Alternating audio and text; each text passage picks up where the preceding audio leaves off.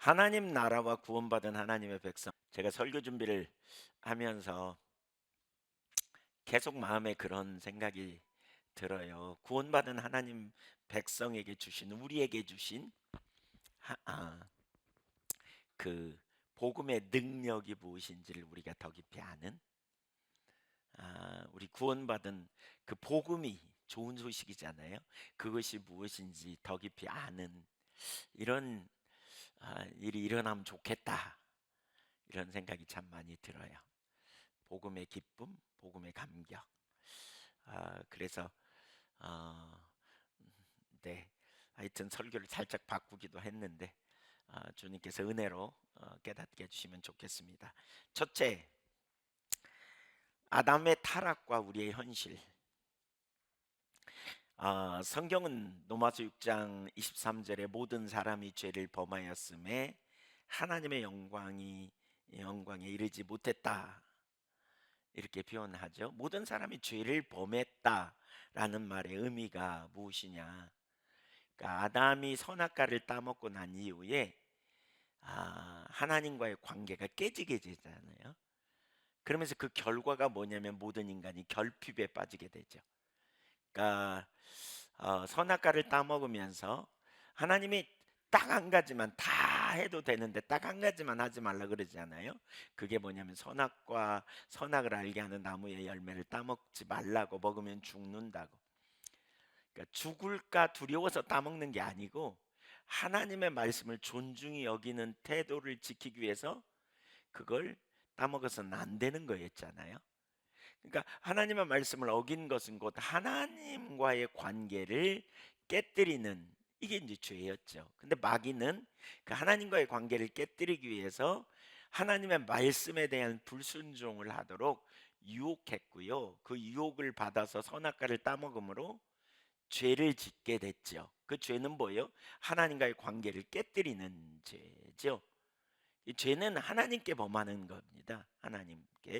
하나님의 명령을 어기는 그런 죄를 범함으로 말미암아 인간은 하나님을 떠나게 되었고, 그리고 그 죄의 유혹을 통해서 인간을 공격하는 마귀의 종로로 하게 되는 일이 일어났고, 그때부터 인간은 죄의 결과인 하나님의 말씀하신 사망에 이르게 되는 이 자리에 우리가 들어가게 됐죠. 그러니까 계속해서 인간은 그때부터 하나님 없는 삶을 꿈꾸는 일을 시작하면서 하나님과의 관계가 멀어지면서 하나님에 대한 왜곡된 이미지를 갖게 되면서 하나님을 향한 원망과 불평의 마음을 가지면서 스스로 살기 위하여 선악과, 육신의 정욕, 안목의 정욕, 이생의 자랑인 그러한 선악과를 따라가는, 그러니까 하나님의 생명인데 생명이신 하나님을 택하지 않고 마음과 육체에 원하는 욕망을 따라 사는 죄를 짓게 되고, 마귀는 어, 계속해서 동일한 유혹을 던지는 거죠. 그래서 에베소서 2장에 보면 그런 본이 있어요. 2장 1절에 보면 허물과 죄로 죽었던 너희를 살리셨도다. 그러면서 그때에는 너희가 이 세상의 풍속을 따르고 그 뒤에 공중의 권세 잡은 자를 뒤쫓았자. 그래서 세상의 풍속이 있고 그 뒤에 공중의 권세 잡은 자가 있어요. 그게 누구예요? 사단이에요. 그래서 그의 종로를 타고 그 결과 뭐예요? 인간은 하나님의 진노 아래, 심판 아래 놓이게 되면서 죄와 사단과 사망의 종로를 타는 삶이 있었죠. 그래서 인간이 하나님을 떠나면서 나타나는 결과는 뭐냐? 사망이에요. 죽음. 그리고 그 죽음의 징조들, 창조주가 공급하는 능력이 중단되면서 인간은 결핍의 삶을 끊임없이 살게 되는 것이지요. 결국 우리 안에 있는 내재적인 자원으로 사는 것이 전부인 거죠. 내재적인 자원. 제가 자주 그런 예를 들었는데요. 나무를 하나 뽑아서 밖에 던져 놓으면 금방 안 죽습니다. 예. 금방 안 죽잖아요. 예. 뭐 우리 묘목을 사다 심을 때도 뽑아서 팔잖아요. 그러면 그거 가지고 가서 하루 이틀 더 놔두기도 하고 어떤 때는 거기다가 뭐 가마니 같은 거 덮어서 물 뿌려 놓으면 며칠 가잖아요. 그러다가 다시 땅에 심죠. 근데 만약에 안 심으면 어떻게 돼요, 그거? 점점 말라져요. 어떤 나무는요, 안 심어도 꽤 꽤 오래 가요. 싹도 터요, 막 이렇게. 예. 근데 그렇지만 결국 열매는 못 맺고 죽죠. 언제까지 살아요? 그 나무에 있는 그 자원으로 살다가 끝나요. 그게 자기 자원의 삶이에요. 그러니까 인간은 결국 자기 노력, 자기 힘, 자기 자원으로 살다가 다 하는 거예요. 예, 다 하는 거예요. 그래서 결핍이 있어요. 계속 결핍이에요. 좀 뭔가 성장하고 뭔가 힘이 있고 막 능력이 있고 뭐 활기가 있는 것 같지만 나이 40 넘으면 눈 안 보이기 시작하고, 네, 뭔가 좀 기력이 빠지기 시작하고 50 넘으면 점점 쇠하는 징조들이 나타나고, 한 50대 중후반 60, 아무리 길게 가도 60쯤 되면 이제 얼굴이 잔주름이 많이 생기고, 이제 60 좀 넘어가면 이제 얼굴이 변형이 생기죠. 젊었을 때 되게 예뻤는데 뭐 멋있는데, 근데 평준화가 다 일어나요. 얼굴에 평준화가 그냥 비슷비슷해지고. 왜요? 이게 뭐예요? 결국 결핍의 현상이죠. 육신의 질병이 일어나고. 예, 그것이 인간의 상태죠. 억압이 있고 가난이 있고. 그래서 이것이 보통 인간의 삶이에요. 거기 고난이 있고 어려움이 있고 문제가 있고, 끊임없이 갈등이 있고 스트레스가 있고 자유함이 없는, 안식이 없는, 풍요가 없는, 사랑이 없는, 다투고 이기적이고 싸우고 나누고. 그러니까 그걸 좀 더 채워보려고 인간은 또 뭐 합니까? 아둥바둥 욕심 부려갖고 빼앗고 착취하고, 또 뺏기면 상처받고 거기서 그냥 고통당하고, 그러니까 미움과 분노와 쓴뿌리가 인간의 마음속에 계속 쌓여가고, 이게 인간의 상태이죠. 그러면서 어떤 사람은 죽을 때까지 원한 쓴뿌리를 가지고 죽어가기도 하고, 그것 때문에 스트레스 받아서 병 걸려고 또 고통당하고, 예, 평안함이 없는, 이것이 인간의 상태입니다. 그런 인간에게 두 번째로 오늘 우리가 살펴볼 두 번째 주제는 복음인데, 그런 인간에게 복음이 왔어요. 복음, 좋은 소식이죠. 구약에서 말하는 복음이 뭐냐면, 구약에서부터 이 복음을 기다렸어요. 이사야 40장 9절 이하를 보면 구약에서부터 이 복음을 기다렸어요. 하나님을 떠난 구약의 이스라엘 백성들, 하나님 은혜로 구원받고 가나안 땅에 들어갔는데, 거기서 그들이 하나님을 떠나니까 결핍에 빠지고 결국 포로로 잡혀가죠. 인간이 사탄의 종로로 타는, 죄의 종로로 타는 것처럼 포로로 잡혀가서 바벨론의 포로 생활하는 모습을 볼 수 있어요. 이사야 40장 9절 이하를 보면 이렇게 말합니다. 아름다운 소식을 시온에 전하는 자여, 너는 높은 산에 오르라.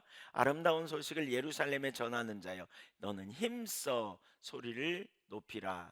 두려워하지 말고 소리를 높여 유다의 성읍들에게 이르기를 너희의 하나님을 보라 하라. 10절 복음의 내용이 뭐냐? 같이 읽어보죠. 시작. 보라, 주 여호와께서 장차 강한 자로 임하실 것이요 친히 그 팔로 다스리실 것이라. 보라, 상급이 그에게 있고 보응이 그의 앞에 있으며. 자, 여기 보세요. 강한 자로 오셔서 친히 그 팔로 다스리실 것이다, 통치하실 것이다. 이게 복음의 내용이에요. 강한 자로 오셔서, 예, 친히 그 팔로 통치하실 것이다. 우리 지난주에 봤죠?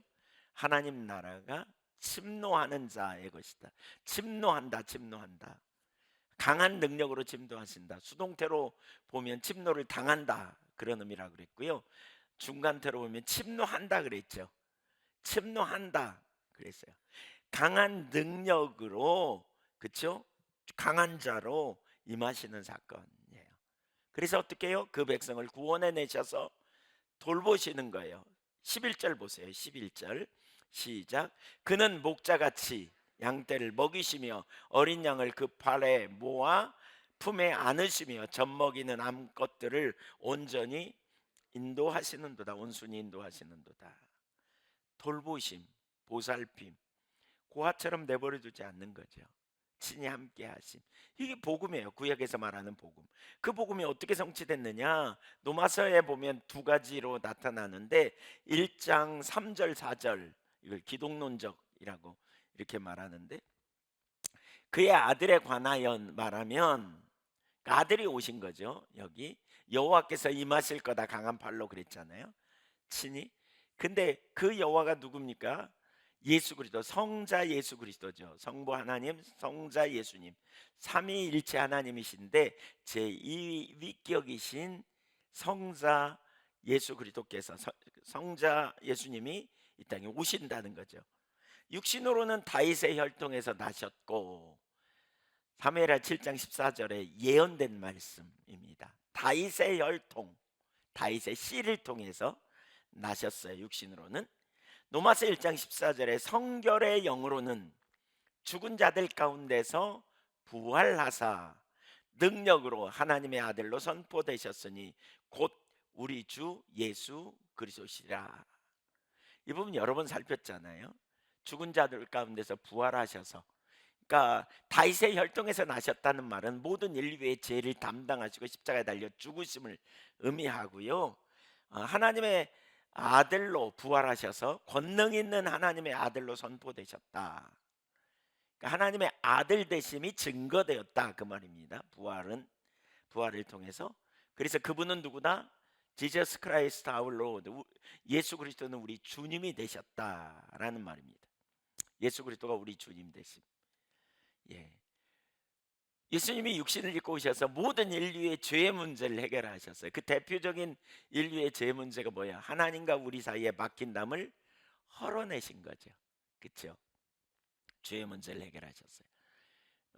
그뿐만이 아니라 예수님은 부활하셔가지고 이제 하늘에 오르셔서 하나님 보좌 우편에 앉아서 온 땅을 통치하시는 왕이시고, 그분은 우리를 위하여 하나님 앞에 끝까지 우리를 변호해 주시고, 또 동시에 하늘 보좌 우편에서 우리를 위하여 중보해 주시는 분이시다 라고 말할 수 있어요. 중보해 주시는 분.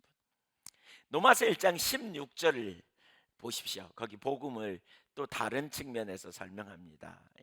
구속론적으로서 설명한다 이렇게 말하거든요.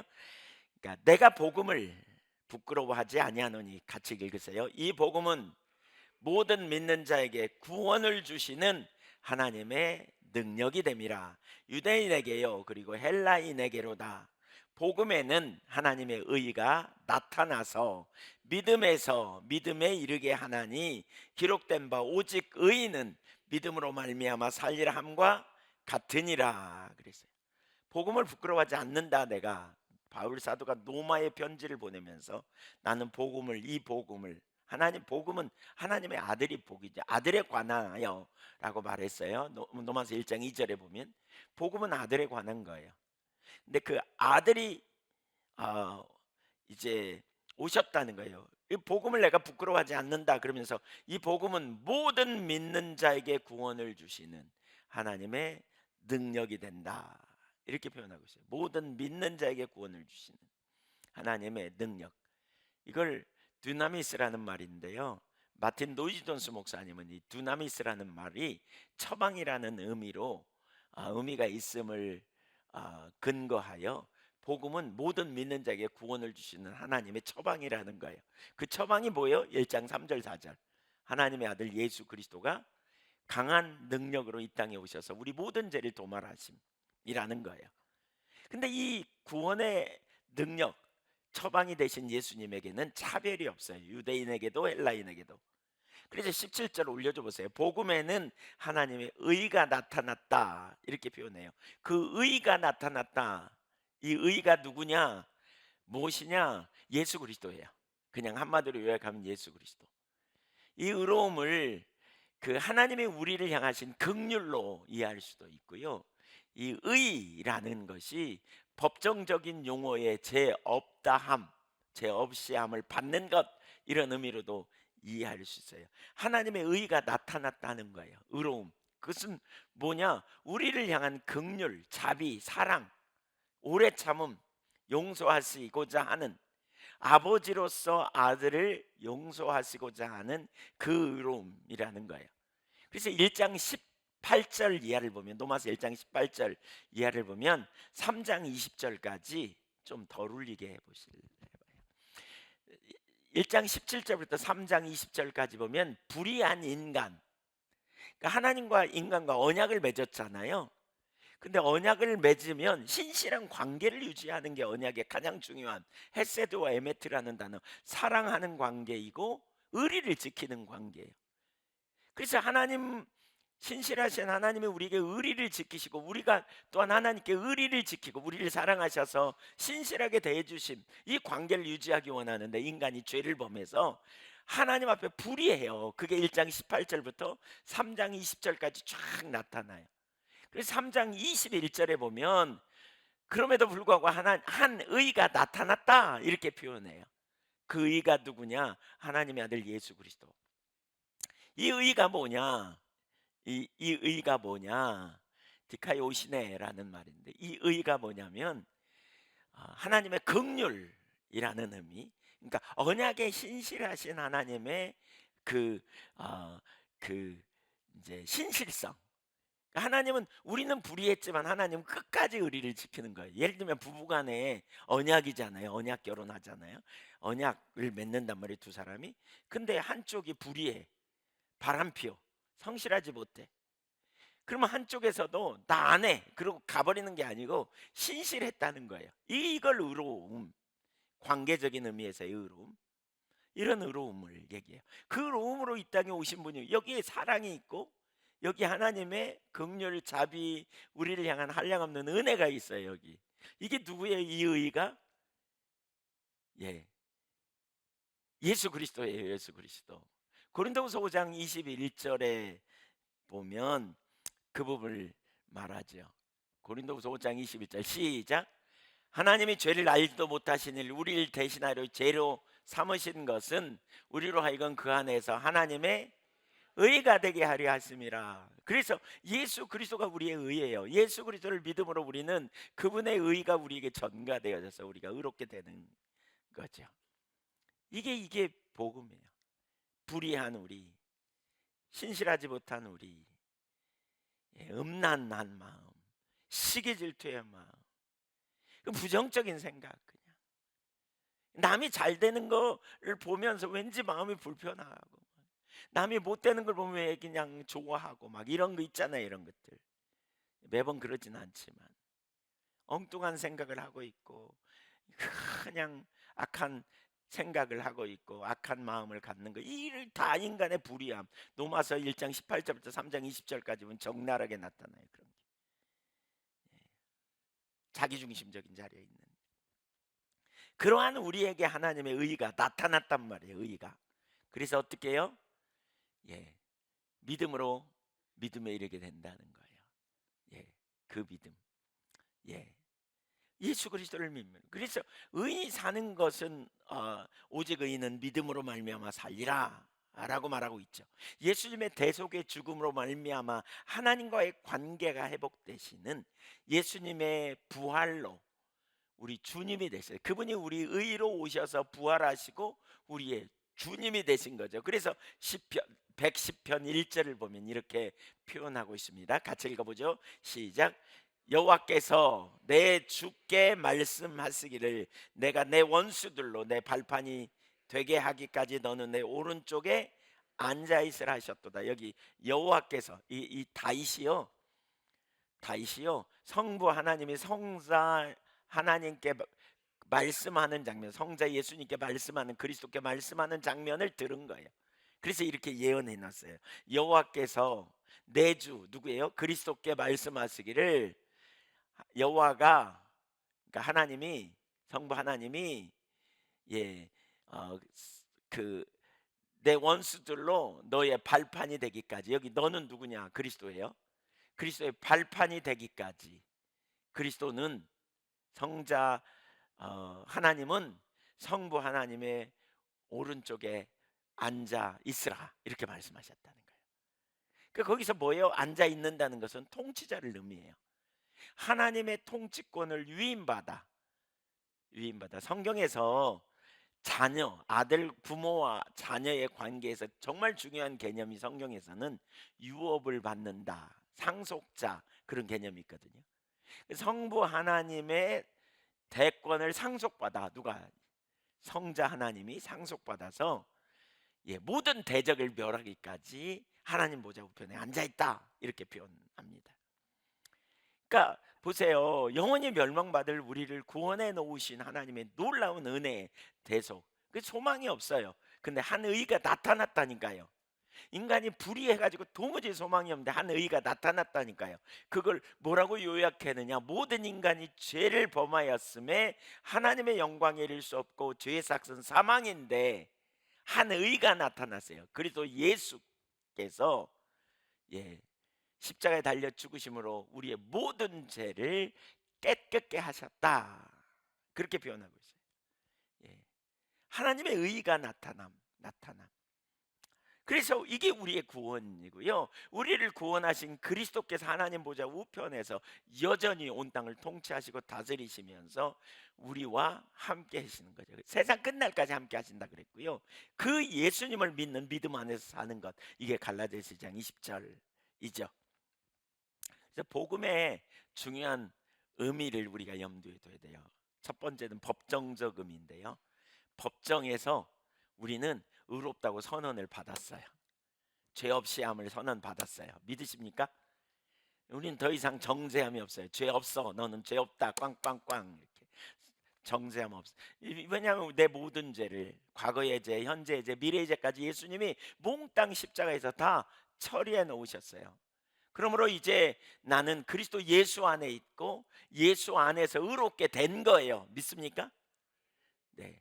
두 번째는 관계적인 의미에서 우리는 하나님과 새로운 언약 아래 있게 됐어요. 하나님 우리 하나님이 되시고 하나님이 우리 아빠가 되시고 하나님이 우리의 남편이 되고 그 영적인 혼인의 관계 또 부자간의 관계가 된 거죠. 그렇죠? 이 부분은 또 세 번째로 구원의 의미는 종말론적인 의미가 있어요. 우리는 영원한 하나님 나라에 들어갈 거라는 거예요.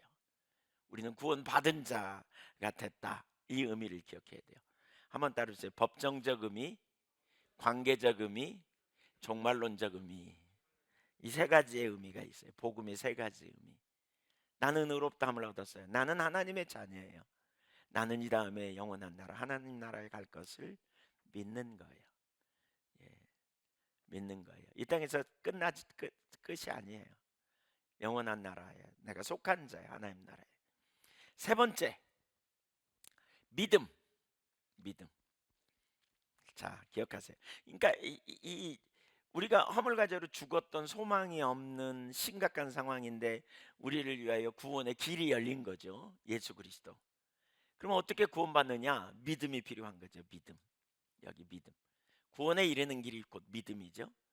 그러니까 예수님의 십자가 대속의 은혜를 받아들이는 거죠. 예, 받아들이는 거. 로마서 10장 9절 10절을 한번 볼까요? 네. 시작. 내가 만일 내 입으로 예수를 뭘로 시인하며 주로 시인하며 또 하나님께서 그를 죽은 자 가운데 살리신 것을 내 마음에 믿으면 구원을 받으리라. 사람이 마음으로 믿어 의에 이르고 입으로 시인하여 구원에 이르느니라. 여기 이렇게 말하고 있죠. 두 가지인데요. 하나는 예수를 주로 시인하는 것. 두 번째로는 하나님께서 그를 죽은 자 가운데서 살리신 것. 바꿔 말하면 이게 뭘 의미하냐면 예수님은 죄가 없는 분으로 우리의 모든 죄를 위하여 십자가에 달려 죽으셨고 그래서 사흘 만에 예수님이 다시 살아나신 거예요. 그래서 우리는 예수와 함께 죽었고 죄 없는 그분과 함께 다시 살아난 자, 하나님의 자녀가 된 거예요. 어둠에서 빛으로 옮겨졌고 사단의 나라에서 하나님 나라로 옮겨졌어요. 내가 죄인임을 인정하고 예수님이 내 모든 죄를 도말하기 위해 십자가에 달려 죽으셨고 우리가 예수를 믿음으로 영원한 생명을 얻은 자가 되었어요. 그렇다면 우리가 할 일 또 한 가지는 뭐냐? 예수님을 우리가 주님으로 시인하는 거예요. 따라서 예수님은 나의 주님이시다. 주인이라는 거예요. 주인. 그렇죠? 주인. 이걸 시인하는 거예요. 그래서 그 하나님의 나라에 들어가기 위해서 우리에게 필요한 게 뭐냐? 마태복음 4장 17절에 보면 회개하라 천국이 가까이 왔느니라 그랬어요. 그러니까 천국에 들어가기 위해서 우리가 뭐가 필요하냐? 회개가 필요하다. 회개가. 그러니까 회개하고 복음을 믿는 거예요. 하나님 나라 복음을 받아들이는 거예요. 그래서 지금 여기 받아들이는 거하고 연관해서 그 앞에 뭐가 있냐면 회개가 필요해요. 회개. 회개는 일상의 삶에서 하나님 없이 살아왔던 삶으로부터 바꿔 말하면 자기를 위하여 살고 자기중심적이죠. 자기 자원으로 살았던 삶, 자기 길로 행했던 삶을 돌이키는 거예요. 예. 그러니까 예수를 주로 받아들이는 일을 지금부터 해야 되는데, 그러기 위해서는 뭐냐? 이전에 살아왔던 자기중심적인 삶으로 살아왔던, 자기를 위하여 살았던, 자기 길로 행했던, 자기를 과신하는 삶에서부터 돌이키는 일을, 이게 필요하다는 거예요. 이게 필요하다는 거예요. 여전히 옛날 살았던, 여전히 자기 유익을 따라 사는, 여전히 자기를 힘으로 살려고 하는 요 삶에서부터, 그러니까 하나님을 의지하지 않고 하나님을 경외하지 않고 자기중심적인 삶으로 살아오는 채로 예수님 나의 주님입니다라고 말하는 건 불가능하다는 거죠. 여기서 돌이키는 일이 필요한 거죠. 이게 복음이에요. 예수님이 십자가에 달려 죽으심은 전적인 은혜잖아요. 구원의 은혜. 믿습니까? 네. 우리는 그 은혜를 믿음으로 말미암아 구원받았어요. 그래서 에베소서 2장 8절에 너희가 그 은혜를 인하여 믿음으로 말미암아 구원을 얻었다. 9절에 근데 뭐라 그랬냐? 행위에서 나온 것이 아니다. 우리의 의로움, 우리의 열심, 우리의 노력을 얻은 게 아니다. 그러니까 그걸 인정한다면 우리가 뭐 해야 되냐? 자랑하지 못한다. 자랑할 것이 없어요. 자랑해서는 안 돼. 자랑하는 건 뭐에 초점이 있냐면 자기에게 초점이 있는 거예요. 여전히 자기에게 답이 있다고 생각하는 거예요. 나를 바라보는 거죠. 내게 능력이 있는 것처럼. 자랑한다는 건 뭐예요? 자신에 대한 자부심을 갖는 거고 자기는 괜찮은 사람이라고 생각하는 거예요. 여러분, 복음은 끊임없이 나를 보는 데서 눈을 떼어 그리스도를 보는 거예요. 한번 따라해주세요. 그리스도를 지속적으로 바라보는 것이다. 그리스도를 바라보는 대신 우리는 자기를 봅니다. 그래서 자기가 좀 잘하면 우월의식 갖고, 예, 과거의 자기의 행적을 쫙 가지고 자부심과 자랑하고, 자기 아는 지식을 쫙 가지고 자랑하고 자부심 갖습니다.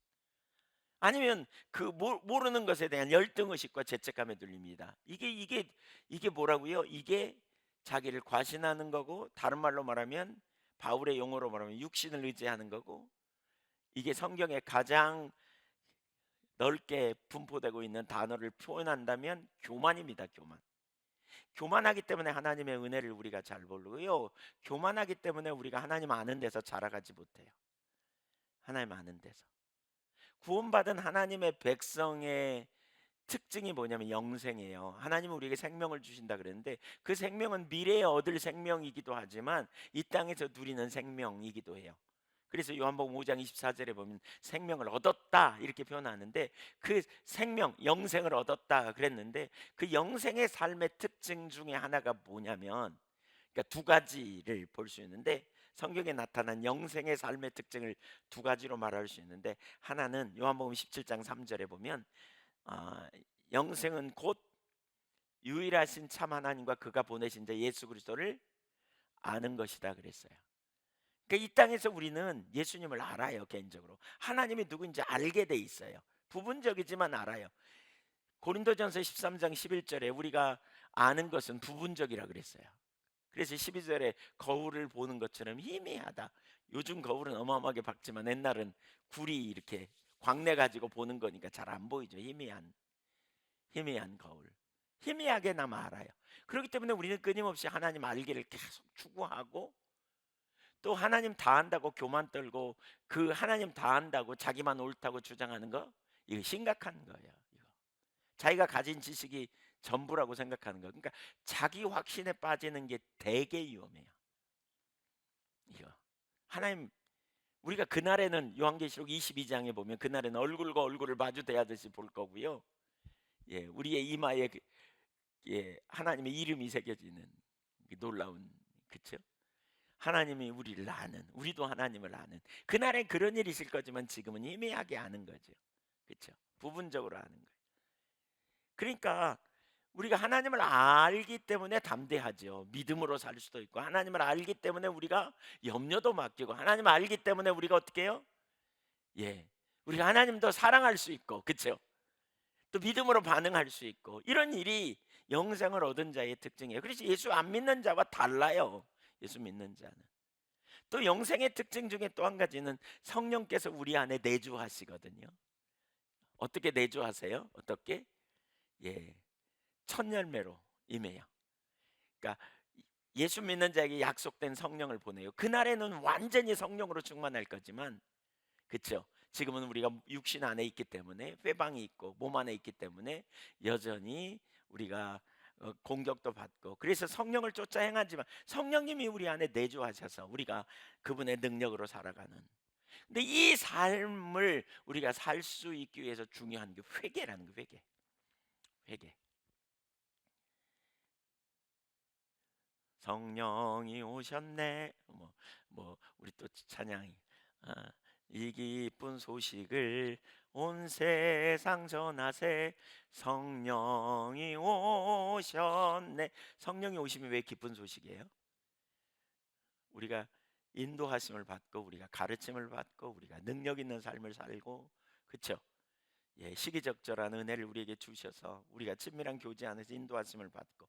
그러니까 복음의 능력이 뭐냐면 예수 그리스도를 믿음으로 죄의 문제가 해결될 뿐만이 아니라, 그렇죠? 우리가 그 하나님을 개인적으로 알아. 여기서 안다는 말은 기노스코 또는 야다, 다하트, 체험적인 지식으로 아는 걸 얘기해요. 신천지에서 말하는 것처럼 요즘 신천지가 저한테 계속 편지를 보내요. 저한테 저랑 안 친한데 자꾸 편지를 보내고 MOU 맺재 자기하고.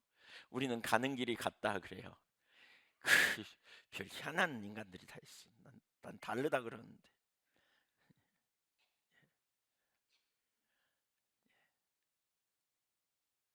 네. 안 친한데 자꾸 친하자고. 참 어떻게 제 전화번호를 알아가지고 자꾸 저한테 이렇게. 네. 그래서 없애버리면 또 오고 없애버리면 또 오고. 그래서 어제 제가 문자를 하나 보냈어요. 신천지 90 아니 이만희 93세대 돼서 헛소리하다 막 이런 CBS에서 나온 그 뭐 모였는데 막 엉뚱한 얘기를 설교하면서 막 엉뚱한 얘기를 막 하더라고요. 뭐 말도 안 되는 막 행설수설 얘기를. 그래서 그걸 제가 보내줬더니 보내주셔서 감사합니다. 그렇지만 우리는 가는 목적이 같습니다. 뭐 이렇게. 그래서 참 지식을 아는 게 아니고요. 인격체 대신 그분을 아는 것. 이게 우리에게 복음의 능력이에요. 그리고 우리 안에 성령님이 오셨어요. 예. 고아처럼 버려두지 않게 우리를 가르치고 생각나게 하시고 순간순간에 우리를 인도하시고 우리에게 강력한 능력이 있는. 그러니까 우리가 복음이 왜 복음이에요? 복음이 왜 우리에게 신나는 일이에요? 우리가 혼자가 아니에요. 여러분 혼자 아니에요. 여러분 누가 있어요? 예, 하나님이 함께 계시고 우리가 하나님 알잖아요. 그분을 신뢰하는 믿음이 있고 또 성령으로 우리 안에 오셨어요. 예수님이요. 성자 하나님은 무슨 일을 이루셨어요? 죄의 문제를 해결하셨어요. 그래서 하나님을 아바 아버지라 부르며 우리가 갈 수 있게 되었고요. 그분의 약속이 우리에게 실제가 되어지고요. 성령님이 우리 안에 계셔요. 그래서 우리를 어떻게 해요? 가르치시고 생각나게 하시고 모든 진리로 인도하시고, 우리가 잘못 가고 있다면 우리 마음을 흔드시잖아요. 또 능력을 부어 주시잖아요. 그럼 우리가 성령에 의한, 성령이 우리 안에 오심이 너무너무 기쁜 소식이죠. 이 복음이에요. 그럼 복음이 무엇인지 우리가 잘 기억해야 돼요. 구원의 문제를 조금 생각해 볼까요? 로마서 6장을 한번 좀 찾아보세요. 구원에 대하여 좀 더 한번 살펴보기. 로마서 6장 한번 보세요. 네, 로마서 6장. 네, 한번 보세요. 2절 이하부터 11절까지 사이를 제가 좀 이렇게 저렇게 보려고 그랬는데, 우선 구원이 뭐예요? 죄에 대해 죽었어요. 죄에 대해. 2절 보세요. 그럴 수 없느니라 죄에 대하여 죽은 우리가 그랬어요. 죄에 대해 죽었어요. 11절 한번 보실래요? 11절 시작. 너희도 너희 자신을 죄에 대해 어떻게 됐다고요? 죽었다고요. 그 말은 죄의 통치를 벗어나는 죽음. 이미 품삯을 치러버렸어. 누가? 예수님이. 우리가 죄를 지은 그 형벌 대가를 주님이 치러버리셨어요. 죄의 싹을 치러버리셨어요. 그래서 그리스도와 연합하여 우리가 부활의 생명을 얻었는데, 그게 5절 한번 보세요. 5절 시작. 만일 우리가 그의 죽으심과 같은 모양으로 연합한 자가 되었으면 또한 그의 부활과 같은 모양으로 연합한 자가 되리라 그랬어요. 8절 보시죠. 만일 우리가 그리스도와 함께 죽었으면 또한 그와 함께 이 생명을 얻었다는 거예요. 그와 함께 우리는 생명을 얻었어. 그러니까 우리는 부활의 생명을 얻은 자예요. 우리는 그 생명에 참여한 자예요. 예. 우리는 이제 생명에 참여한 자가 된 거예요. 이게 너무너무 놀라운 거죠. 그 생명에 참여한 자가 되는. 구원의 목적이 뭐냐? 구원의 목적. 이것은 죄의 종으로 죄 안에서 살지 않는 거가 그 중에 하나예요. 2장 하반절 보세요. 그럴 수 없느니라 죄에 대해 죽은 우리가 어찌 그 가운데 더 살리요? 그랬죠. 6절 시작. 우리가 알거니와 우리의 옛사람이 예수와 함께 십자가에 못 박힌 것은 죄의 목임이 죽어 다시는 우리가 죄에게 뭐하지 않으니? 종노릇하지 아니하는 것이다 그랬어요. 더 이상 죄에게 종노릇하지 않는 것이다. 그래서 그리스도의 부활의 새 생명에 참여하는 삶을 살게 하려는 거예요. 그래서 4절에 보면 새 생명, 4절 하반부에 보면 새 생명 가운데 행하게 하려 함이라 그랬어요. 새 생명. 여러분 새 생명을 얻은 자예요. 우리는 믿습니까? 예, 고린도서 5장 17절에 보라 새 것이 되었다 그랬어요. 우리는 새 생명에 참여한 자예요. 우리 옛 생명, 죽은 자 가운데 있지 않아요. 우리는 영적으로 죽은 자가 아니에요. 새 생명에 하나님과 살아있는 관계가 되었고 하나님으로부터 공급받는 능력이 우리에게 있음을 기억하셔야 돼요. 하나님과 관계가 죽은 것이 죽은 거라고 말하고 있잖아요. 왜? 죽었기 때문에. 그러니까 바꿔 말하면 포도나무이신 예수님 거기 붙어 있는 가지라 그러잖아요. 그러니까 포도나무이신 주님으로부터 진액을 받아야 우리가 능력 있는 삶을 사는데 거기서부터 끊어져 버렸어. 그러니까 더 이상 능력이 없는 거죠. 그러니까 무력해. 그러니까 점점 말라 비틀어져. 그러나 우리는 새 생명을 얻었다는 말은 우리 혼자 사는 게 아니에요. 주님으로부터 끊임없이 공급받는 생명, 그분의 능력도 공급받고 그분의 지혜도 그분의 인도하심도 우리는 받아 새 생명 안에 살아가는 삶인 거죠.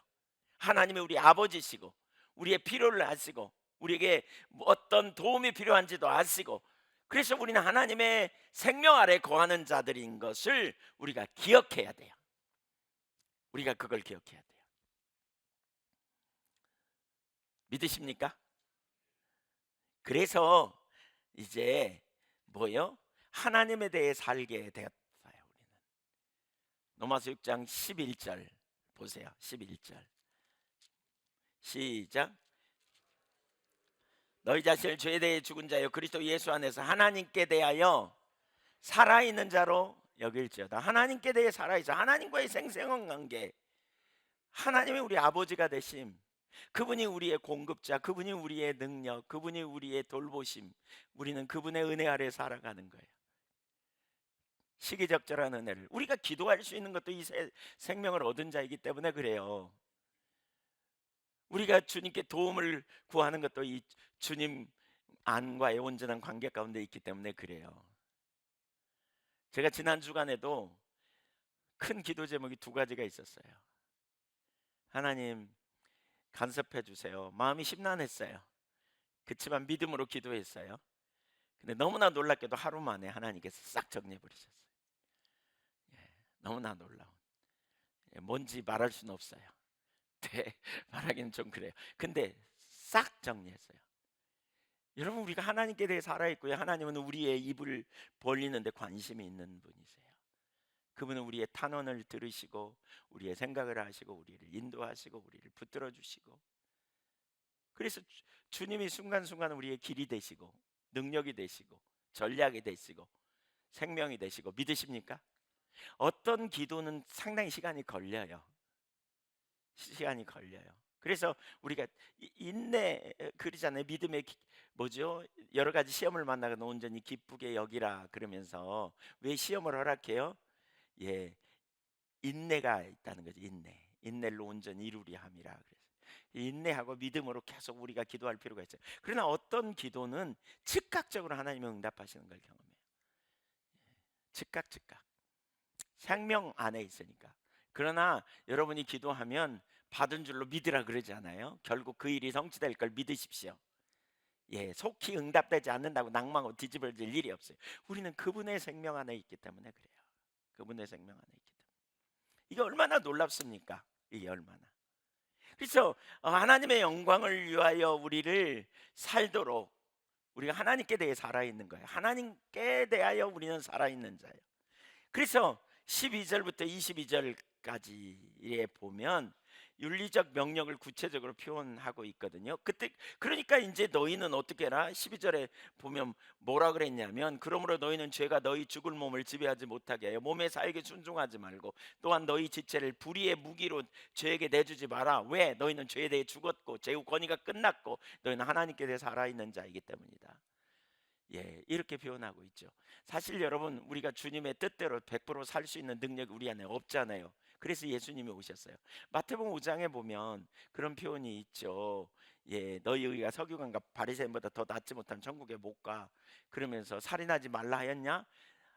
그런데 내가 너희에게 하나님 나라가 요구하는 의를 얘기할 테니까 들어봐. 그러면서 뭐라 그래요? 형제를 미워하는 자마다 살인한 자고 마음으로 형제를 입술로 라가 멍청한 놈이라고 말하는 자마다 지옥불에 들어가리라. 이렇게부터 시작해 가지고요. 예. 그 뒤에 나오는 한 가지 한 가지가 어마어마한 거예요. 예. 부정직한 거, 뭐 음란한 마음 품는 거, 마음으로 품는 거, 뭐 거짓 맹세하는 거, 뭐 이런 것들 하나하나가 도무지 우리가 지킬 능력이 없는 거예요. 그래서 그 말씀을 우리는 항복해요. 불가능하다. 그래서 하나님이 우리에게 높은 의를 요구하시고 그 대신 우리에게 그 의를 주시는 거죠. 그러니까 우리 자원이 아니고 주님의 의로 받는. 예. 그래서 새 생명의 공급이 없이는 기억하세요. 여러분 하나님의 공급이 없인 생명의 우리가 새 생명에 참여한 자로서 뿌리 대신 나무 대신 주님으로부터 공급받지 않으면 우리는 하나님 뜻대로 살 수 있다 없다?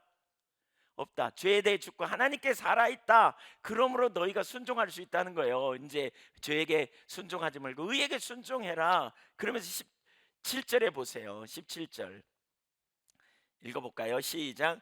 하나님께 감사하리로다. 너희가 본래 죄의 종이더니 너희에게 전하여 준 바 교훈의 본을 마음으로 순종하여 죄로부터 해방되고 의에게 종이 되었느니라. 의, 그리스도, 그리스도. 우리가 주의 종이 된 거예요. 예수님이 우리의 주님이 되신 거예요. 의의 통치를 날마다 받아야 될 것을 말하는 거예요. 19절 하반절에 보십시오. 너희 육신 연약함으로 내가 사람의 예대로 말하노니 전에 너희가 너희 지체를 부정과 불법에 내주어 불법에 이른 것 같이 이제는 너희 지체를 의에게 종으로 내주어 거룩함에 이르라. 22절 그러나 이제는 너희가 죄로부터 해방되고 하나님께 종이 되어 거룩함에 이르는 열매를 맺었으니 그 마지막은 영생이라. 이게 도마서 12장 1절 이하의 말이야. 너희는 이 세대를 본받지 말고 마음으로 변화를 받아 하나님의 선하시고 온전하시고 기뻐하시는 뜻이 무엇인지 분별하라. 너희는 이 세대를 본받지 말라. 예, 하나님의 선하신 뜻. 그 말은 뭐예요? 하나님 나라의 현재적 통치 아래 들어가는 삶. 그래서 믿음은 믿음. 제가 세 번째로 믿음을 나눴죠. 지금 믿음을 나누고 있습니다. 첫 번째 허물과 죄로 죽었던 우리 과거의 우리의 상태 아담의 실존 아래에 있는 우리의 인간의 상태 억압 아래에 있는 자유함이 없는 자기 자원의 삶 형편없는 삶이었다면 이제 복음이 무엇이냐 하나님의 아들이 육신을 입고 오셔서 죄 문제를 해결하고 우리에게 영원한 생명을 주셨다. 그렇죠? 영원한 생명을 주셨어요. 예수 그리스도 안에서 우리는 영원한 생명을 얻은 거예요. 예수 그리스도를 믿음으로 영원한. 그렇죠? 이 복음은 하나님의 의가 나타난 거다. 차별이 없는 하나님의 의. 모든 사람에게 구원을 주시는 유일한 하나님의 처방. 그렇죠? 예, 하나님의 의가 나타나서 믿음으로 믿음에 이르게 된다. 그랬어요. 세 번째 믿음에 대해서 얘기하면서 회개의 중요성을 얘기했어요. 회개. 자기 살아가는 삶에서부터 돌이키는 거예요. 이제 하나님 중심적으로 돌이키고 전환하는 삶. 네, 그렇죠? 네. 하나님 중심적으로 전환하는 삶. 그래서 예수님이 주님 되심을 이루는 삶. 여기에 어마어마한 능력이 있어요. 이 복음에는. 그렇죠? 예. 이 믿음 안에 있을 때 두 가지 축복이 있다 그랬어요. 하나님을 개인적으로 알게 되고 영생의 축복은 성령님이 우리 안에 계시고. 그 우리는 뿌리와 그러니까 새 생명을 얻은 자, 단절된 자가 아니에요. 우리는 뿌리로부터 연결된. 그래서 공급이 있는. 예, 끝나지 않았어요. 끝났던 자가 끝나지 않았어요. 그러니까 죽은 것 같았는데 예수 그리스도 안에서 뭐요? 새로운 순이 나고 새로운 열매를 맺게 되는. 그게 이제 윤리적인 삶에서 그 열매가 맺는. 이게 이제 믿음과 관련됐어요. 네 번째, 구원받은 자로서 매일의 삶에서 하나님의 통치 가운데 들어가는 거예요. 구원받은 자로서 우리는 매일의 삶에서 하나님의 통치 가운데 들어가야 돼요. 고린도전서 15장 1절과 2절을 읽어보겠습니다. 시작. 형제들아, 내가 너희에게 전한 복음을 너희에게 알게 하노니 이는 너희가 받은 것이요 또 그 가운데 선 것이라. 너희가 만일 내가 전한 그 말을 굳게 지키고 헛되이 믿지 아니하였으면 그로 말미암아 구원을 받으리라. 1절에 보면 내가 너희에게 전한 복음을 너희에게 알게 한다. 그러면서 이는 너희가 받은 것이요 또 그 가운데 뭐한 것이다? 선 것이다. 여기 지속적인 서 있음을 얘기하거든요. 복음의 토대 위에 지속적으로 서 있어야 돼요. 복음 이례적으로 하는 게 아니라 지속적으로 그 위에 서야 돼요. 에베소서 6장 10절 이하에도 하나님의 전신갑주를 얘기하면서 6장 14절에 보면 서기 위함이라 이렇게 말하고 있어요. 너희가 싸운 후에 서기 위함이라. 갈라디아서 5장 1절도 보면 이렇게 말합니다. 그리스도께서 우리를 자유롭게 하려고 자유를 주셨으니 그러므로 굳건하게 서서 다시는 종의 멍에를 매지 말라. 이런 의미입니다. 지속적인 서 있음이 뭐예요? 영적인 진리에 기초하여 하나님의 통치를 받는 삶을 사는 거예요. 지속적으로 하나님의 통치 아래 들어가는, 이걸 다른 말로 표현하면 진리에 동의하는 삶이에요. 지속적인 통치 아래 들어감, 진리에 동의함. 지속적으로 하나님의 주권 아래 우리가 순복하는 거예요. 제가 보니까 급속한 변화는 여기 있더라고요. 그러니까 뭐냐면 이 복음이 선명하게 여러분에게 깨달았다면 그 다음에 할 일은 뭐냐? 예수님을 주님으로 모시고 주님을 따라가야 돼요. 주님을 따라가야 돼요. 주님의 통치 아래 들어가야 돼요. 근데 한 가지 여기서 좀 나누고 싶은 게 있어요. 예, 예수님이 주님이심을 여러분 믿으시죠? 그러면 예수님을 지속적으로 따라가는데 힘들어요, 어려워요? 쉬워요? 대답해 보세요. 쉽기도 하지만 때로는 걸리기도 하죠. 그래서 사람이 거기서 헤매요, 많은 사람이. 그래서 뭐가 중요하냐면요, 모세처럼 다윗처럼 바울처럼 하나님이 생명이라는 걸 알아야 돼요. 근데 여기에 결론을 내려야 돼요. 결론을. 그러니까 모세가 왜 너무 잘 아는 것처럼 출애굽기 33장에 그러잖아요. 가나안 땅 안 간다고, 하나님이 안 간다 그러니까 뭐라 그래요? 하나님 안 가시려면 우리 이 사막에 내버려 두세요. 이렇게 표현하잖아요. 아니 그 적과 꿀이는 땅에 안 가려면 그 풍요의 땅, 그렇잖아요. 그들이 꿈꿨던 땅인데 하나님 안 가신대. 그랬더니 그럼 우리도 안 가요. 우리도 여기 있을래요. 그러죠. 왜 그래요? 33장 16절에 모세가 뭐라 그러냐면, 우리가 열방 가운데서 은총 입은 걸 무엇으로 알 수 있습니까? 하나님이 함께 계셔서 우리가 지금까지 온 거 아닙니까? 이거 뭘 고백하는 거예요? 하나님이 생명이심을 알아요. 생명이신 하나님이 생명이시기 때문에, 우리와 함께 계시기 때문에 이게 가능하다는 거예요.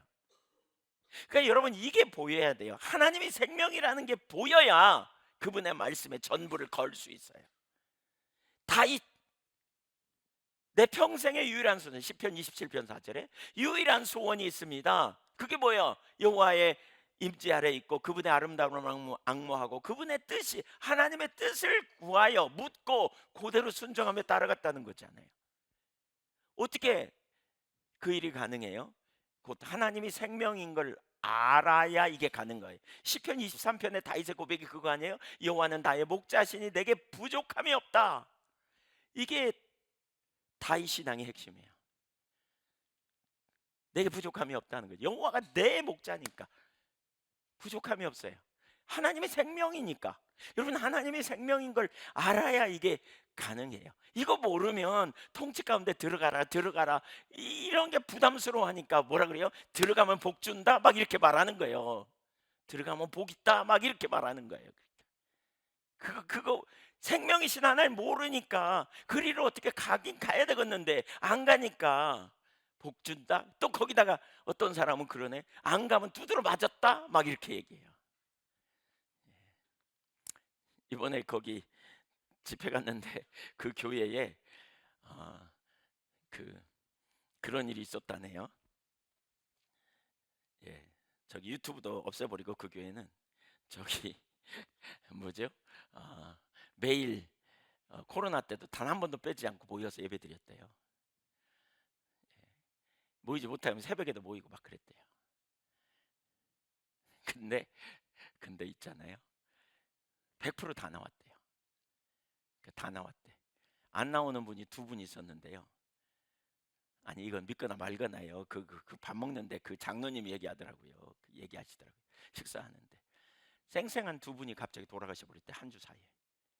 교회 안 나오던 두 분이 코로나 기간에. 그랬더니 다 나왔대. 그러면서 뭐라 그러면 살라고 다 나오더라고요. 그러니까 이런 간증해 막 간증해. 예를 들면 아니 그 하나님이 하셨는지 안 하셨는지 뭐 우리 말하기는 좀 쉽진 않지만 어쨌든 이런 거 모아갖고 간증해 보세요. 두드러 맞지 않으려면 여러분 하세요. 막 이렇게 예를 들면 예를 들면 그러니까 그럼 통치 안에 들어가야 되겠네. 그러니까 어거지로 순종하니 얼마나 힘들어요. 복 받으려고 순종하는데 복 안 와보세요. 엄청 시험 들지. 하나님이 생명이라는 걸 알기 때문에 생명이신 하나님을 존중하고 사랑함으로 순종한 자로 가야 돼요. 다윗이 왜 그리스도를 알기 위하여 모든 걸 손해로 여겼다고요? 그리고 배설물로 여겼다고요? 그리스도를 아는 지식이 너무나 가치 있기 때문에. 바로 그 일이 일어나야 주님의 통치 아래에 들어가는 게 기쁨이에요. 아니 보세요. 생명을 얻는 길인데 그게 무거워요? 쉬워요? 기쁨이지 않아요? 지속적인 서 있음, 하나님의 통치 아래에 들어가는 것, 순종하는 것, 하나님의 법을 지키고 따라가는 것, 그게 어려운 일이 아닌 거죠. 거기에 순종인 거죠. 저는 그래서 신앙의 전환점은 바로 여기에 있다고 생각해요. 하나님이 생명이심을 아는 사람, 그 사람은 그때부터 뭐냐? 하나님의 뜻을 따라가는 거예요. 하나님 존중히 여겨요. 하나님 기뻐하시는 뜻을 따라 삶 전부를 거는 거예요. 마지 못해서 복 받으려고 혹은 두드러 맞을까 봐 마지 못해서 하는 그러한 순종, 그건 진정한 순종이 안 돼요. 진짜 하나님의 나라와 영광을 위하여 하나님이 기뻐하시는 일에 내 삶을 드리고 하나님 뜻이기에 이거 놓으면 어떻게 내가 이거 뭐 될까 막 그럼에도 불구하고 하나님 뜻이 아니라 그러니까 놓고 포기하고 돌아서서 하나님의 길로 전환하는 것, 이게 바로 전부를 거는 거죠. 통치 아래 들어가는 삶이죠. 이 삶, 이 삶. 하나님 생명 되심을 알아시기를 축복합니다. 예, 매일 윤리적인 선택을 해야 하는 순간들을 맞이할 때 하나님의 통치를 따라 선택함으로, 이게 하나님 나라 백성의 삶인 거죠. 그리스도의 법, 사랑의 이중 계명을 지키며 살아가는 이웃을 향해 하나님의 뜻을 따라 순종하여 살아가는 삶, 이게 하나님 백성의 삶. 이때 성령님이 우리 안에 오셔서 뭘 해요? 진리를 알게 하시고 믿음과 힘을 주시죠. 갈라디아 5장 16절 이하에 성령을 따라 행하라. 육체의 소욕이 성령을 거스리고 성령이 육체를 거스린다 그랬잖아요. 예. 노마서 8장에는 뭐라 그랬어요? 오라 나는 공고한 사람이로다. 보세요. 노마서 8장도 이걸 정확하게 얘기해요. 오라 나는 공고한 사람이다. 이 사마움에서 누가 나를 건져내랴. 바울 사도가 자신에 대해 절망했어요. 그런 다음에 25절에 마음으로는 하나님의 법을 육신으로 죄의 법을 쫓는 자신을 바라보아요. 그랬더니 죽을 것 같죠. 사실 대부분의 사람들이 이걸 보면 죽어요. 마음으로는 내가 이제 내 자신을 그만 의지하고 그리스도를 의지해서 이제 내가 그리스도를 의지해. 그리스도가 나의 소망이야. 이제 내가 죄짓지 않을 것 같아. 근데 그 다음 순간에 또 죄짓잖아요. 그러면 어떻게 해요? 절망해요. 왜? 여전히 초점을 자기에게 두니까. 그러나 그 앞에 뭐라 그랬어요?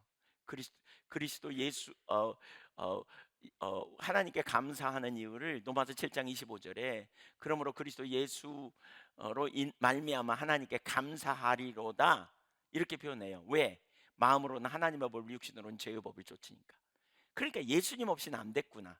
자기를 주목하다가 그리스도를 주목하는 삶으로 전환되는 일이 일어나죠. 이제 그리스도를 의지하는 삶을 살게 되고 소망하는 자리로 가는 거죠. 그런 사람은 무슨 일이 있어요? 로마서 8장 1절에 그러므로 그리스도 예수 안에 있는 자는 결코 정죄함이 없어. 왜? 그리스도로 새 생명을 얻었으니까. 왜? 죄와 사망 법에서 생명의 성령의 법으로 말미암아 회방했기 때문에, 자유케 됐기 때문에 그래요. 해방되었어. 과거에는 내 육신을 바라보고 내 안에 답이 있다고 생각하고 내 능력으로 살라 그랬고, 그러니까 맨날 실패하고 맨날 넘어지고 그 때문에 죽을 것처럼 힘들었는데, 이제 그리스도 예수 안에 있는 생명의 성령의 법, 생명이라니까요. 뿌리로부터 올라오는 진액을 힘입어 살아가는 삶, 우리를 고아처럼 버려두지 않기 위한 성령의 능력과 돌보심과 인도하심에 따르는 삶, 그 삶, 이 삶이야말로 진정한 하나님 백성의 삶이구나. 여러분, 우리는 혼자 사는 게 아니에요. 혼자 힘으로 안 돼요. 주님이 오셨어요. 주님을 의지하고 살아가는 거예요. 그 능력 아래서 살아가. 그러니까 진리를 자꾸 선택해 가는 거예요. 윤리적 올바른 선택을 하는 거예요. 하나님의 기준의 선택을 하는 거예요. 그래서 나타나는 열매가 뭐냐? 의의 열매예요. 하나님의 나라와 그의 의를 구하라. 이것이 오늘 본문이었죠. 하나님의 통찰에 들어가면서 그의 열매, 그 나라의 의의 열매를 맺어가는 삶, 열매를 맺는 삶, 그게 바로 하나님의 우리에게 원하시는 삶이죠. 의의 개념, 의라는 개념을 사도 바울은 용서받아 하나님과 관계에, 올바른 관계에 들어감에 초점을 뒀어요. 사도 바울은. 그런데 마태복음은 의의 개념을 하나님과의 올바른 관계에 들어간 사람들이 하나님의 통치를 계속 받고 사는 것에 초점을 강조해요. 같은 맥락이에요. 사도 바울의 복음서에, 물론 바울의 복음서가 거기만 있는 건 아닙니다. 더 나아가면 사실 거기까지 있는데, 더 강조점을 어디에 뒀느냐? 하나님과 관계에서 용서받아 올바른 관계에 들어감, 이게 바울 서신서에 나타난 의의 개념의 중요한 개념이라면, 마태복음에서는 의의 개념이 뭐라고요? 하나님과 올바른 관계에 들어간 사람들이 하나님과 하나님의 통치를 계속 받고 살아가는 것에 초점을 맞추어 하나님의 법을 지켜야 함을 강조해요. 이것이 하나님의 나라와 그의 의를 구하라 라고 말씀하시는 거예요. 구하는 것. 이거 뭘 느껴요? 우리가 구원받고 나 자유케 됐어요. 이게 끝이 아니에요. 이게 하나님과 관계가 되었어? 그러면 이제 우리는 하나님의 통치를 이 땅에서 실현해가는 삶을 살아가는 거예요. 이게 마태복음에서 말하는, 예, 그 계속 통치를 받고 살아가는 삶인 것이죠. 이것이 여기까지 가야 능력이 있어요. 여기까지 가야. 오늘날 많은 경우에 우리가 은혜 받고 회복되고 그러면 끝인 것처럼 생각해요. 아니에요. 더 나가요. 더 나가요. 다섯 번째, 마지막 다섯 번째, 사명의식. 네, 시간이 별로 없네요. 우리의 구원은 하나님의 은혜로 받았죠. 동시에 사도직도, 사명도 은혜로 우리에게 주어져요. 예. 그러니까 구원의 은혜는 통치에 순종하라는 일반적인 의무만을 담고 우리에게 오는 것이 아니라, 그러니까 복음을 전하는 사명, 하나님 나라를 증거하는 사명을 우리에게 증거하도록 부르셨어요. 그래서 부르심도 이중으로 표현되어 있어요. 구원과 관련된 부르심, 로마서 1장 6절 7절에 보면 구원과 관련된 부르심이 나와요. 예. 또 로마서 8장 28절부터 30절까지 보면 합력의 선을 이루시는 부르심. 그러나 사명과 관련된 부르심이 있죠. 로마서 1장 1절, 고린도전서 1장 1절, 갈라디아서 1장 15절. 예. 우리를 부르심은 복음을 전하게 하려고 부르셨다, 이런 표현이 있고요. 그래서 우리가 하나님 나라 백성으로서 갈라디아 1장 15절 16절 한번 읽어볼까요? 갈라디아 1장 15절 16절. 바울이 자신에게 구원의 사건이 된 자기에 대한 하나님의 은혜 베푸심과 부르심을 이방인들에게 하나님의 아들을 복음을 선포하기 위한 것이라고 강조하는데, 갈라디아 1장 15절 16절 올려주세요. 네, 시작. 그러나 내 어머니의 태로부터 나를 택정하시고 그의 은혜로 나를 부르시니가 그의 아들을 이방에 전하기 위하여 그를 내 속에 나타내시기를 기뻐하셨을 때 내가 곧 혈육과 의논하지 아니하고라고 말하죠. 일반적으로 많은 사람이 내가 복음 듣고 믿기로 작정하여 구원 얻었다 라고 생각하고 난 구원 받았어 그러면서 거기서 멈춥니다. 그리고 자만심에 빠지기가 쉽습니다. 그러니까 여기서 하나님은 뭐예요? 자기의 구원을 위해 섬기시는 하나님으로만 이해해요. 그러나 우리의 구원이 창조주 하나님의 주권적인 행위였음에 초점을 맞추어 하나님의 관점으로 생각하면 하나님의 우리에게 구원의 은혜를 베푸신 목적과 구원을 얻도록 부르신 주권자적 목적을 의식해야 돼요. 그것은 뭐예요? 그 목적을 성취하기 위하여 우리가 그리스도의 남은 고난을 우리 육체에 채우려고 해야 돼요. 예수님이 이 땅에 오셔 십자가를 지신 뭐예요? 인류를 구원하시려는 하나님의 뜻이었어요. 인류를 구원하는 하나님의 목적을 성취하기 위해서 거기 뭐가 필요했어요? 대가지불이 있었어요. 그게 뭐예요? 십자가에 달린 고난이에요. 우리가 예수님 부활 승천하시면서 제자들을 부르시고 그들을 보내십니다. 성령이 너희에게 마시면 너희가 권능을 받고 예루살렘과 온 유다와 사마리아 땅 끝까지 내 증인이 되리라라고 하셨어요. 되리라고 하셨어요. 하나님은 우리에게 문화 명령과 창조 명령을 주시고 우리가 있는 삶의 현장에서 그리스도인으로서 하나님의 통치 아래 들어가는 적극적인 삶의 방식을 우리가 취해야 될 것을 우리에게 가르치고 있어요. 하나님의 우리에 대한 구원으로서의 부름에서 우리는 이제 그의 사명으로서의 부르심을 깨닫고 나가는 일이 필요하다는 거예요. 바울이 하나님의 은혜와 소명을 깨닫게 되면서 자신으로 하여금 이방인에게 복음을 선포하도록 하기 위함이었다고 할때 그는 하나님이 이방인들을 복음으로 구원하고자 하는 구원의 계획에 자신을 일꾼으로 쓰고자 한 것을 깨달았다는 것이죠. 이방인들의 구원이 우선이고 자신의 구원은 그것을 위한 도구 마련의 의미로 바라본 거예요. 자신의 구원을. 오늘날 많은 사람은 자신의 구원이 우선이고 그 다음에 사명은 그냥 이렇게 해도 되고 안 해도 되는 옵션쯤으로 생각하는. 근데 바울은 완전히 달랐어요. 이방인의 구원을 위해서 자기를 구원하셨다고 표현하고 있어요. 에베소서 3장 한번 쭉 읽어보죠. 7절 에베소 3장 7절 제가 7절 여러분 8절 이 복음을 위하여 그의 능력이 역사하시는 대로 내게 주신 하나님의 은혜의 선물을 따라 내가 일꾼이 되었노라.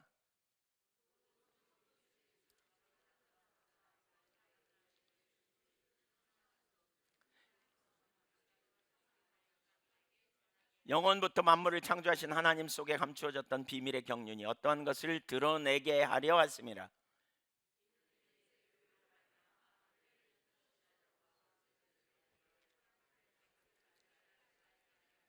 곧 영원부터 우리 주 예수 그리스도 안에서 예정하신 뜻대로 하신 것이라. 우리가 그 안에서 그를 믿음으로 말미암아 담대함과 확신을 가지고 하나님께 나아감을 없느니라. 바울은 자신이 핍박자였고 하나님의 원수였던 그러나 이방인들을 구원하기 위한 계획을 가지고 자기를 구원했다고 말해요. 그래서 로마서 1장 14절에 헬라인들에게 그리고 야만인들에게 지혜 있는 자들에게 자신은 빚진 자라고 표현합니다. 복음의 빚진 자. 자기가 구원받은 것은 그들을 위한 하나님의 구원이었다 이렇게 표현해요. 그래서 그들을 섬기는 것을 자신의 숙명처럼 받아들였어요. 예. 나의 달려갈 길과 주 예수께 받은 사명 그것을 바치려 하면 내 생명을 조금도 귀한 것으로 여기지 않는다. 고린도전서 9장에 그렇게 표현하고 있죠. 예, 사도행전 24장에 참 예, 내가 복음을 전하지 않으면 내 속에 불타는 것 같다 이런 이야기도 하고 있고요. 구원의 빚진 자 의식. 우리가 하나님의 통치 가운데 들어가는 삶은 보편적인 순종만이 아닙니다. 개별적인 순종으로 가야 됩니다. 우리가 이제 복음을 전하는 사명이 우리에게 있음을 기억하고요. 우리가 담대히 나아가 오늘날에도 우리가 주님의 이름으로 주의 일을 이루고 성취하는 하나님 나라와 영광을 위해 나를 왜 이 땅에 두셨고 왜 구원하셨는지 하나님이 나를 구원하신 목적과 의도가 무엇인지 왜 남은 생애를 그러니까 하나님이 나를 이 땅에 두시고 남은 생애를 어떻게 살아야 할지 우리가 하나님 나라의 관점으로 돌아봐야 돼요. 정리해 볼까요? 시간이 없습니다. 우리의 과거의 처지와 현재의 처지는 완전히 다릅니다. 예수님의 복음을 통해서 우리가 믿음으로 말미암아 구원을 얻었고, 하나님은 우리의 생명이시고 우리는 그 안에서 능력 있는 삶을 살게 되었습니다. 하나님은 우리에게 지속적으로 예수 그리스도의 통치 아래, 윤리적인 통치 아래 선택, 또 이웃사랑의 선택, 사랑의 이중계명의 선택을 하도록 우리에게 말씀하십니다. 더 나아가 우리가 사명을 가지고 살도록 주님은 우리를 초청하십니다. 하나님 나라가 임했습니다. 이미 왔습니다. 그러나 아직 오지 않았습니다. 우리는 그 두 긴장감 속에서 우리는 하나님 나라를 위해 이 땅에서 실현하고 성숙하고 우리는 능력 있는 삶을 살아야 될 줄로 믿습니다. 무엇보다 중요한 것은 우리는 새 생명을 얻은 자이다. 그래서 우리는 하나님을 안다. 성령님이 우리 안에 거하신다. 그건 큰 기쁨의 좋은 소식. 그 기쁨의 좋은 소식을 가지고 담대한 저와 여러분이 되기를 소망합니다. 기도하겠습니다.